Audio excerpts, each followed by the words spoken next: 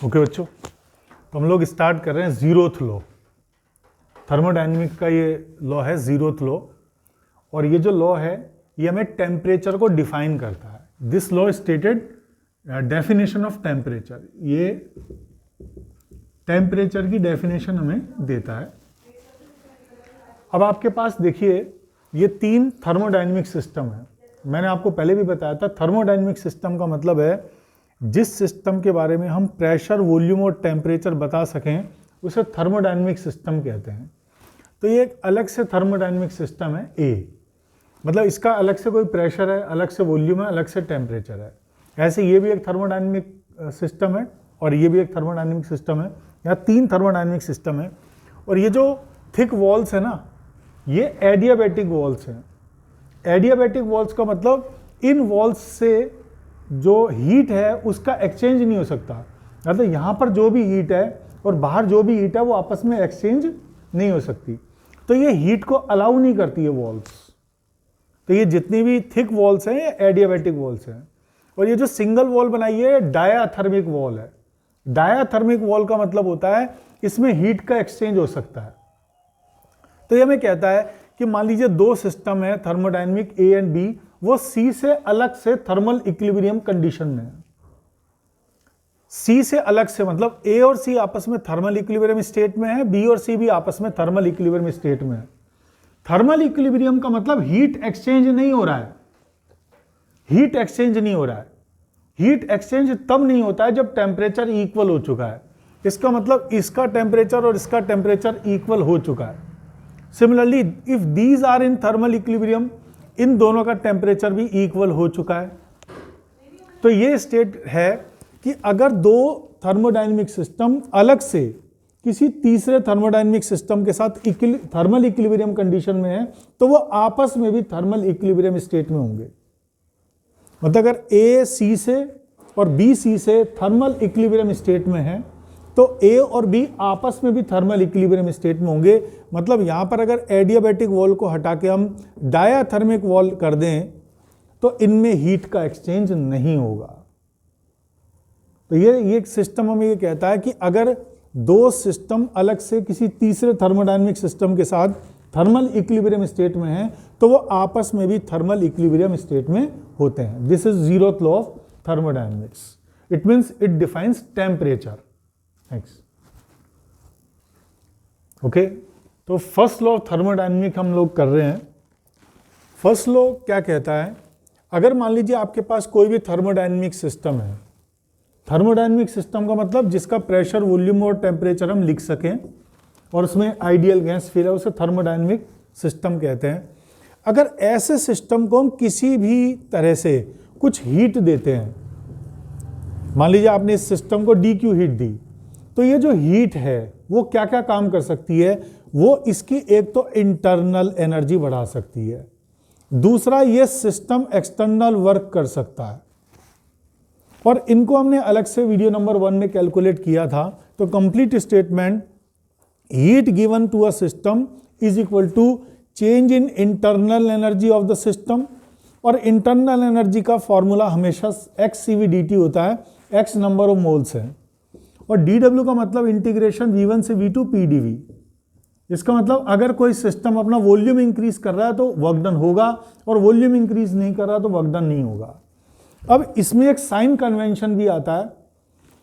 आप अगर किसी सिस्टम को हीट दे रहे हैं, इसका मतलब उसकी हीट इंक्रीज हो रही है। आप सिस्टम को हीट देंगे तो उसकी हीट इंक्रीज होगी। तो जो भी आप हीट देंगे 10 जूल, 20 जूल, 15 जूल, वो मैं प्लस के साथ रिप्लेस करूंगा। मान लीजिए आपने सिस्टम को प्लस 10 जूल एनर्जी, मतलब 10 जूल एनर्जी दी, तो हम यहां पे लिखेंगे प्लस 10। तो ये हमारे लिए साइन कन्वेंशन हो गया। अगर हम किसी सिस्टम को हीट दे रहे हैं तो प्लस, और सिस्टम हीट रिलीज कर रहा है तो माइनस। अब आते हैं वर्क डन के साइन कन्वेंशन पे। ये कहता है अगर किसी सिस्टम का वॉल्यूम इंक्रीज हो रहा है, अगर किसी सिस्टम का वॉल्यूम इंक्रीज हो रहा है तो work is done by the system. ये स्टेटमेंट हमें लिखना पड़ेगा। If volume of a system is increased, it means work is done by the system, and work done by the system is positive. और अगर किसी का वॉल्यूम डिक्रीज हो रहा है तो work is done on the system, और work done on the system is negative. तो हम जब किसी सिस्टम को हीट देते हैं तो प्लस आता है, और वॉल्यूम इंक्रीज होता है तो भी प्लस आता है, और टेम्परेचर इंक्रीज हो रहा है तो ये प्लस आ जाएगा, और टेम्परेचर डिक्रीज हो रहा है तो ये अपने आप माइनस आ जाएगा। तो इन तीनों में हमें प्लस या माइनस का ध्यान रखना है। Thank you. देखिए बेटा, फिजिक्स में रूल मैंने आपको बता दिया, अगर आप किसी सिस्टम को हीट दे रहे हैं तो पॉजिटिव होगा, और अगर सिस्टम अपना वॉल्यूम इंक्रीज कर रहा है तो work done by the system होगा और वो पॉजिटिव होगा। केमिस्ट्री में रूल जस्ट रिवर्स चलता है, heat given to the system negative होता है और work done by the system negative होता है। लेकिन आप जो भी फॉलो करें, जो आपको अच्छा लगे वो आप फॉलो करें, चाहे केमिस्ट्री का रूल फॉलो करें, चाहे फिजिक्स का रूल फॉलो करें, आंसर जो आएगा हमारा उस पर कोई फर्क नहीं पड़ेगा, answer will be same. It means मान लीजिए आपने फिजिक्स वाला रूल फॉलो किया और आपका आंसर आ गया +10 जूल, और केमिस्ट्री में आपने फॉलो किया और आपका आंसर आ गया -10 जूल, तो +10 joule is a wrong answer, even -10 joule is also wrong answer. We should replace it positive. हमने पॉजिटिव क्या माना था, यहां हमने पॉजिटिव माना है work done by the system is positive, तो हमारा आंसर आएगा 10 joule work done by the system. वहां हमने नेगेटिव को बाय द सिस्टम माना था, तो हमारा आंसर सेम आएगा 10 जूल बाय द सिस्टम। इसका मतलब हमारा आंसर प्लस या माइनस नहीं आएगा, हमारा आंसर आएगा 10 joule by the system, that will be same. Whatever the rules you are following, उसका कोई मतलब नहीं है, जो भी आप करना चाहें आंसर आपका सेम आएगा। देखिए नेक्स्ट टॉपिक है हमारा स्पेसिफिक हीट कैपेसिटी, इसे शॉर्ट में स्पेसिफिक हीट भी कहते हैं।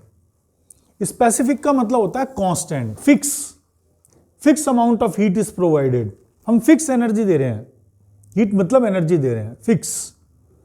तो फिक्स किसको देंगे, तो इसकी डेफिनेशन ऐसा, इसका सिंबल होता है एस, स्पेसिफिक हीट का सिंबल एस होता है, और डेफिनेशन है अगर आपके पास कोई भी 1 किलो सब्सटेंस है, कोई भी 1 किलो सब्सटेंस है, वो पानी भी हो सकता है, वो कॉपर भी हो सकता है, वो गोल्ड भी हो सकता है, वो सिल्वर, कुछ भी हो, 1 kg आपके पास सब्सटेंस है, उस 1 kg सब्सटेंस का टेम्परेचर हमें 1 डिग्री सेंटीग्रेड इंक्रीज करना है।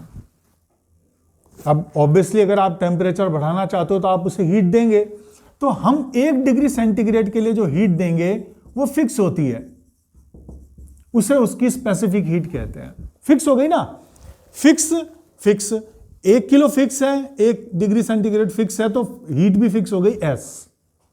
तो 1 kg सब्सटेंस का टेम्परेचर 1 डिग्री सेंटीग्रेड इंक्रीज करने के लिए आप जो उसे हीट देते हैं वो उस सब्सटेंस की स्पेसिफिक हीट होती है। हालांकि ये 1 डिग्री हो सकता है 10 से 11 कर रहे हो,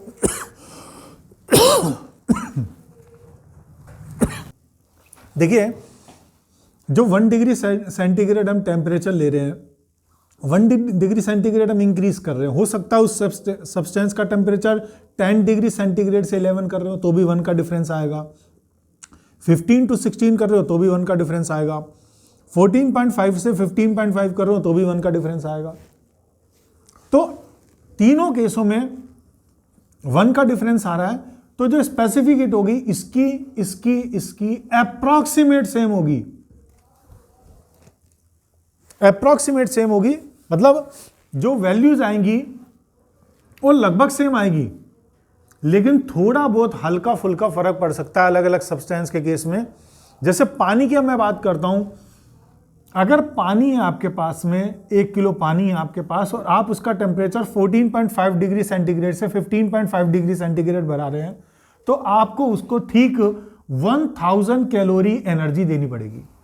अगर 1 किलो पानी है आपके पास और उसका टेम्परेचर 14.5 से 15.5 डिग्री सेंटीग्रेड इंक्रीज कर रहे हैं, तो आपको फिक्स 1000 कैलोरी एनर्जी देनी पड़ेगी। अगर 15 से 16 करना चाह रहे हो या 10 से 11 करना चाह रहे हो तो लगभग 1000 होगी, मतलब हो सकता है आपका आंसर आ जाए 1000.01 या आपका आंसर आ जाए 1000.36, कुछ भी आ सकता है लमसम, लेकिन ये अप्रॉक्सीमेट तीनों में सेम आएगा।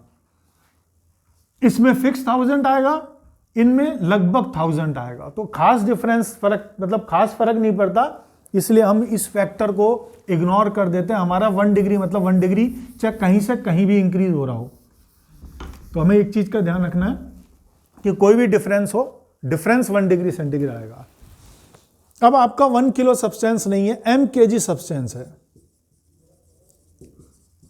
और m kg सब्सटेंस का temperature same 1 degree centigrade increase करना है। तो आप जो इसे हीट देंगे, 1 के लिए s हीट दे रहे हैं तो m के लिए m इंटू एस हीट देंगे। आपको उसको m इंटू एस हीट देनी पड़ेगी। और सेम m kg सब्सटेंस का टेम्परेचर 1 डिग्री नहीं, dt डिग्री सेंटीग्रेड इंक्रीज करना हो, dt डिग्री सेंटीग्रेड इंक्रीज करना हो तो आपको जो हीट देनी पड़ेगी वो देनी पड़ेगी ms dt। तो ये जो फार्मूला है ये हमें याद रखना है। अगर m kg सब्सटेंस जिसकी स्पेसिफिक हीट s है, उसका dt डिग्री सेंटीग्रेड इंक्रीज करने में हमें जो हीट देनी पड़ती है वो ms dt है।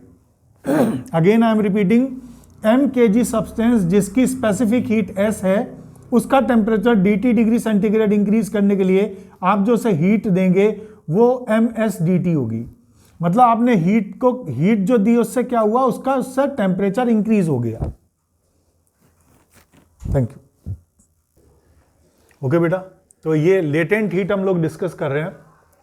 लेटेंट हीट, इसका सिंबल कैपिटल L होता है। हम जब हीट किसी सिस्टम को दे रहे हैं तो ऑब्वियसली वो हीट उस सिस्टम का टेम्परेचर इंक्रीज करती है, लेकिन यहां पर जो हम हीट देंगे वो टेम्परेचर इंक्रीज नहीं कर रही है, वो उसकी स्टेट चेंज कर रही है। मतलब आपके पास कोई भी सब्सटेंस सॉलिड स्टेट में है, उसे लिक्विड स्टेट में लाने के लिए जो आप हीट देते हैं उसे उसकी लेटेंट हीट कहते हैं। अगर आप सॉलिड को लिक्विड में कन्वर्ट कर रहे हैं तो उसे कहते हैं लेटेंट हीट ऑफ फ्यूजन, और अगर लिक्विड को आप गैसियस स्टेट में चेंज कर रहे हैं तो उसे कहेंगे लेटेंट हीट ऑफ वेपराइजेशन। इसका सिंबल होता है LV और इसका सिंबल होता है LF। और जब भी हम किसी भी सब्सटेंस की स्टेट चेंज करते हैं तो उस पर प्रेशर कांस्टेंट होता है और उसका टेम्परेचर भी कांस्टेंट होता है। मतलब जब भी स्टेट चेंज होगी उसका टेम्परेचर चेंज नहीं होगा। मतलब जैसे 0 डिग्री सेंटीग्रेड की आपके पास आइस है 1 किलो, उसे हम 0 डिग्री सेंटीग्रेड के वाटर में कन्वर्ट कर रहे हैं तो स्टेट चेंज हो रही है, टेम्परेचर चेंज नहीं हो रहा। 0 डिग्री मतलब टेम्परेचर कांस्टेंट है। अगर ये काम मैं 1 एटमॉस्फेरिक प्रेशर पे कर रहा हूं, मतलब हमारे चारों तरफ अभी एटमॉस्फेयर है, 1 एटमॉस्फेरिक प्रेशर है, अभी हमारे पर क्या है 1 एटमॉस्फेरिक प्रेशर है। तो अगर ये काम हम 1 एटमॉस्फेरिक प्रेशर पे कर रहे हैं तो हमें इस काम के लिए 80 किलो कैलोरी एनर्जी चाहिए। फिक्स है 80 kilo calorie. Calorie is not a ऐसा यूनिट ऑफ हीट, ये एनर्जी की ऐसा यूनिट नहीं है, लेकिन पॉपुलर यूनिट है। क्यों पॉपुलर यूनिट है? क्योंकि ये जो फिगर आता है ना, ये जो वैल्यू आती है, याद रखना इजी होता है इसको। जब आप इसे जूल में कन्वर्ट करेंगे तो इसे याद रखने में मुश्किल आती है। तो ये जो फिगर होता है ये बहुत सिंपल फिगर होता है, इसलिए जितनी भी ये जो एनर्जीज होती हैं, latent heat of specific heat, ये सब कैलोरीज में होती है ज़्यादातर। लेकिन जब भी हम न्यूमेरिकल्स करते हैं तो इसे हमें जूल में कन्वर्ट करना होता है। तो एक कन्वर्जिंग फैक्टर है, 1 कैलोरी इज 4.18 जूल। कैलोरी की जगह हम 4.18 से मल्टीप्लाई कर देंगे तो जूल में कन्वर्ट हो जाएगा। अब देखिए, कोई भी 1 किलो सब्सटेंस है, कांस्टेंट प्रेशर और कांस्टेंट टेम्परेचर पर आप उसकी स्टेट चेंज कर रहे हैं, सॉलिड से लिक्विड में ला रहे हैं, तो आप उसे जो हीट देंगे वो कहेंगे LF, latent heat of fusion 1 kilo के लिए। और अगर आपके पास m kg सब्सटेंस है, 1 kg नहीं है, आपके पास m kg सब्सटेंस है, तो आप उसे हीट देंगे MLF। m टाइम ज्यादा, 1 किलो के लिए LF हीट दी तो m के लिए MLF हीट दी। तो ये क्या है? ये लेटेंट हीट है। अब मान लो ये यूज क्या आता है, मान लो आपके पास -10 डिग्री सेंटीग्रेड की आइस है और उसे हमें बोला है कन्वर्ट करिए 100 डिग्री सेंटीग्रेड के वेपर में। ऐसा बोला है कि आपके पास -10 डिग्री सेंटीग्रेड की आइस है और उसे 100 डिग्री सेंटीग्रेड के वेपर में कन्वर्ट करना है। और ये जो आइस है हमारे पास मान लेते हैं 2 किलो है, 2 किलो आइस है। आपसे पूछा है कि हमें कितनी एनर्जी देनी पड़ेगी, ये हमें कैलकुलेट करना है। तो देखिए इसमें क्या क्या प्रोसेस होंगे। पहले क्या करना पड़ेगा, -10 डिग्री सेंटीग्रेड आइस को हमें 0 डिग्री सेंटीग्रेड की आइस में कन्वर्ट करना पड़ेगा। साफ साफ नजर आ रहा है टेम्परेचर चेंज हो रहा है, और जब टेम्परेचर चेंज हो रहा है तो हीट देनी पड़ती है MSDT। फिर 0 डिग्री सेंटीग्रेड की आइस को 0 डिग्री सेंटीग्रेड के वाटर में कन्वर्ट करना है। टेम्परेचर चेंज नहीं हो रहा लेकिन स्टेट चेंज हो रहा है, तो हमें देनी पड़ेगी MLF। फिर 0 डिग्री सेंटीग्रेड के वाटर को 100 डिग्री सेंटीग्रेड के वाटर में कन्वर्ट किया, फिर टेम्परेचर इंक्रीज हुआ, अब क्या देनी पड़ेगी MSDT। फिर 100 डिग्री सेंटीग्रेड के वाटर को 100 डिग्री सेंटीग्रेड के वेपर में कन्वर्ट किया, अब अगेन टेम्परेचर कांस्टेंट है, इसका मतलब हमें हीट देनी पड़ेगी MLV। यहां ये जो S है वो स्पेसिफिक हीट ऑफ आइस है, जो भी क्वेश्चन में गिवन होगी वो हम याद रख देंगे, ये स्पेसिफिक हीट ऑफ आइस होगा। M आपको 2 किलो दे रखा है और टेम्परेचर में डिफरेंस 10 डिग्री हो गया।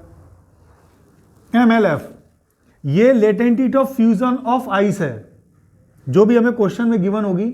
अभी हमने डिस्कस किया था कि 80 किलो कैलोरी होती है, तो M से मल्टीप्लाई करके लिख देंगे। यहां देखिए ये वाटर में कन्वर्ट हो रहा है, यहां स्पेसिफिक हीट ऑफ वाटर आएगा और चेंज इन टेम्परेचर 100 आएगा और M की वैल्यू 2 kg आएगी। और यहां आएगा MLV latent heat of vaporization, और आइस के मतलब वाटर के केस में लेटेंट हीट ऑफ वेपराइजेशन होता है 536 किलो कैलोरी पर किलोग्राम। इसका मतलब अगर 1 किलो आपके पास 100 डिग्री सेंटीग्रेड का वाटर है और उसे 100 डिग्री सेंटीग्रेड की हमें वेपर में कन्वर्ट करना है, तो हमें उसे 536 किलो कैलोरी एनर्जी देनी पड़ेगी। ये 1 किलो के लिए है। अगर आपके पास ज़्यादा है तो मल्टीप्लाई कर देंगे और इससे कैलकुलेट कर लेंगे। अब ये टोटल जो हीट्स है उन सबको ऐड करेंगे तो हमें पता लग जाएगा कि हमें इस प्रोसेस के लिए टोटल कितनी हीट रिक्वायर्ड है। This plus this plus this plus this, और इस तरह के न्यूमेरिकल्स हमारे NCERT में दे रखे हैं जो हम कर सकते हैं। Thank you.